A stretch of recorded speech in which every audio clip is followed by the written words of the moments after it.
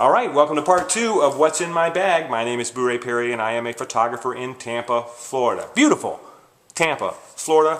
And we're now down to the nitty-gritty, the guts of all the stuff that is inside my bag. My bag is packed, really packed full of stuff. Let's start on the outside with some of the small stuff that I'm carrying. This is a light that I think I got my wife for Christmas and I promptly stole it from her. It's a very cool little light and I use it to light my bag. When I'm in a dark room and my bag's on the floor, I'll take it and just put it down here and I'll coil this over right here and it lights up my bag for me, and I'll set it like that and I can see what's going on. I discovered another use for it recently when I was shooting a beach wedding and it was dark and we went down to the beach to shoot some pictures at night with a full moon, and I took this and hung it around my neck, and then whenever I needed to see something on my camera or check anything, I could just pop that up and it gave me a light straight down where my hands were. Handy little thing, and I think I got it at Radio Shack for $9.95 or something like that. This is my bounce card. I usually keep it actually attached to my flash all the time. I have it off now because I was using my flash for something. I don't know what I was using it for yesterday, but I didn't have the bounce card. But typically, I actually keep it racked in my bag like that. This is a dim diffuser, D-E-M-B. He makes great diffusers. The card is removable. So if you want to take this card off and put on a piece of something black and use it as a flag, you can do that. My second diffuser from him, the first one's still going strong. I gave it to my assistant. I love this diffuser because you can adjust it. If you want to throw more light forward, you can bend it forward. If you want to throw more light back, you can bend it back. If you're not using it at all, you can get it out of the way. It stays on my camera pretty much all the time, although I did have it off when I pulled this flash out, didn't I? My main flash is a Canon 580EX2. Great flash, works wonderful for me. My second flash is a Canon 580EX. This is my off-camera flash. This is the one that you will find attached to that tripod that I showed you in the first video. This is the flash I'll have attached to that tripod almost all the time, and this is my off-camera flash. If you're like me, you've got Velcro all over your flash because you never know what you're going to be attaching to it. I think that you really can't call yourself a professional photographer unless your flash is really junked up and trashy. It's kind of a sign. It's like, Eddie Van Halen's guitar. It has to really look bad so that you look good. I carry 2 flash packs, one on my hip, which is powering the 580EX2 that's on my camera, and the other one is on the tripod and it's powering the off-camera light. I don't use that all the time, but if I'm shooting an event where I'm going to have an off-camera light in the corner flashing all night long, then yeah, I'll power it up with a battery pack because it gives me a little extra power, it gives me a faster recycle time, and that can really make a difference when you're shooting a bouquet toss or a hora. So I will have both of these in play. Now, both of them are Canon packs. I had an off-market, off-brand pack for a while. I had one Canon pack, and then I bought another one. It was an Opteka pack. Now, I don't want to knock Opteka at all. I'm not going to do that. But I used to brag about how, wow, it was so much cheaper than the Canon flash pack and it works just as good, and I was probably bragging on the day that it stopped working. I have a philosophy when it comes to equipment, and that is I will buy the aftermarket brand, I will save money if I can, but if you break, I will never trust you again, and I will go back to using the expensive name brand stuff. That being said, if my Canon pack was to break on me tomorrow, I'd probably go back and give the Opteka a try again. But the Canon pack has never broken on me, and neither has the second one. I have a little Velcro on here. Back in the days when I used to use a Omni Bounce, if I had to pull it off my flash for some reason, I would pull it off and Velcro it to this pack, which is sitting on my hook, on my hip. I don't use an Omni Bounce anymore. Oh, all right, let's talk about cameras for a second. I use a Canon D40, right? 40D, sorry. Now, let me just say this about gear. Photographers tend to be gearheads, and we always want the latest and the greatest, and we always want the new thing. But if you think that buying a 5D Mark II is going to make you a good photographer, or buying a Canon 1D Mark IV is going to make you a much better photographer, you're wrong about that. Really, it's not the equipment, it's the person behind the lens. While it's true you do need some good equipment in order to do a good job, you don't have to have the latest and the greatest to do a good job. I mean, think about it. If you have to have the best camera made today in order to be a good photographer, then what you're really saying is that all the photographers who have been shooting for the last 100 years using equipment that was much worse than the equipment that you and I have were crap. And that's not true. There have been great photographers, great event and wedding photographers for hundreds of years, and they all used equipment that was far inferior to my Canon 40D. So until I can shoot as well as they did with this camera, I see no reason to upgrade and spend a lot of money to buy the newest, fastest camera. That being said, if you're a Canon rep and you would like to give me a pair of 5D Mark IIs, I would gladly take them off of your hands. I would love to have them, but I can't justify buying them right now, and one of the reasons is because I carry two cameras, and I carry two of the same camera. I want both my cameras shooting identical so I can go from one camera to the next without there being any change in the quality or the type of picture.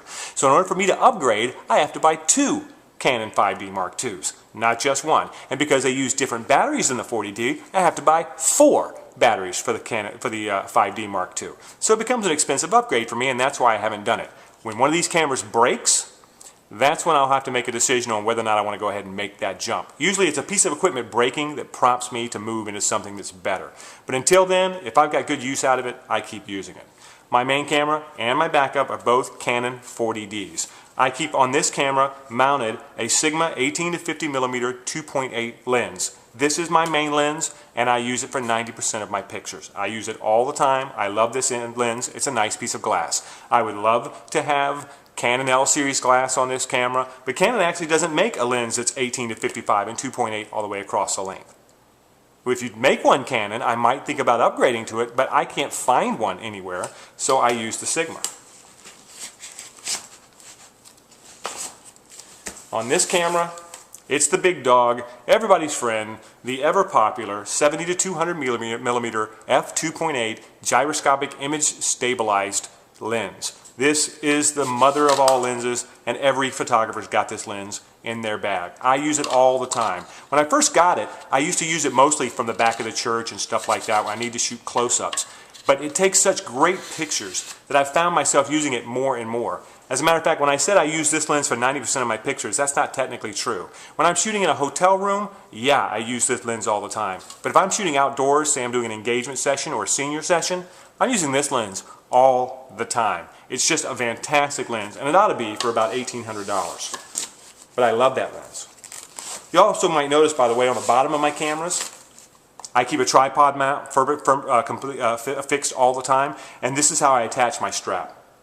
My strap goes right on there, which, by the way, is not in my bag. My strap is not in my bag. See, look at that. I was just talking about it, and look, I don't have my strap in my bag. Now I've got to go hunt it down. I carry a black rapid strap. It clips right onto the bottom of my camera, and my dual rig clips onto my camera as well. This is my third flash that I carry. In case I want a rim light or a kicker light, I use this. This is a great flash. LumaPro flash. You can only get them from Midwest Photo Exchange on the web. It's got built-in slots if you need to hook a remote into it.